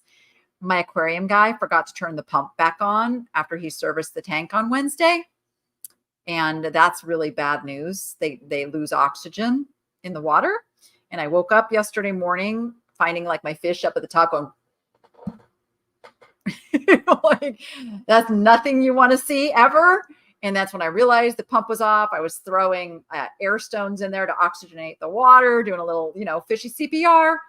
So we lost 3, but it could have been so much worse. I could have lost them all and I didn't, but yeah. But other than that, we're good. I got 2 in the quarantine waiting to come into the display tanks. All is right. And I'm going to get back to Niche Lady Critter cams. We'll get some new videos soon. Yes. Indeed. If you have a question, you can email me at thenicheLady@gmail.com. Give me a little bit to answer. I get hundreds of emails, but I do get them answered. Make that face again.